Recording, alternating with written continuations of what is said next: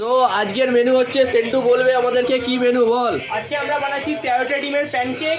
Pancake 13টা ডিম বন্ধুরা দেখতেই পাচ্ছেন। ও ম্যারিনেট এখানে সব হয়ে গেছে complete. Air fryer setup ready. আচ্ছা আর কি? চিজ, ডাবল চিজ, আচ্ছা আর চিলি ফ্লেক্স একদম উইথ অরিগ্যানো। হ্যাঁ এখনো মশলা বাকি আছে। আমরা বডি বিল্ডার মানুষ, 2-4টে ডিম খেতে আমাদের কিছু হয় না। সো গাইস হ্যাঁ আজকে আমরা বানিয়েছি 13টা ডিমের প্যানকেক। এরপরে সেটাই। ভিডিওর জন্য সান্দিপ ভিডিওর সাথে যুক্ত থাকো।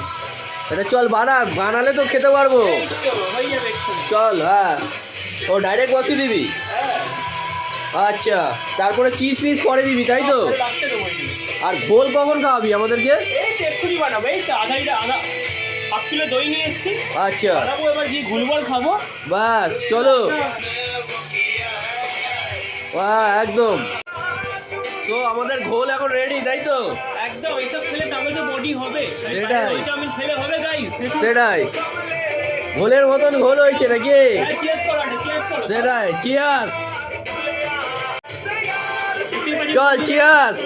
কেন হ্যাঁ পুরো হয় পাঞ্জাবি হুর। সেই চ মাল কি রেডি? মাল রেডি দেখতে পাচ্ছেন ও বন্ধুরা। দেখে মনে হচ্ছে হেভি লাগবে খেতে, বা দেখা যাক কেমন হয়েছে।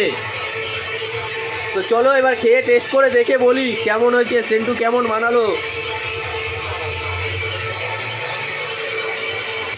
সো এবার খেয়ে বল কেমন হয়েছে, টেস্ট কর একবার। তুই তো বানালি, আগে তুই টেস্ট কর।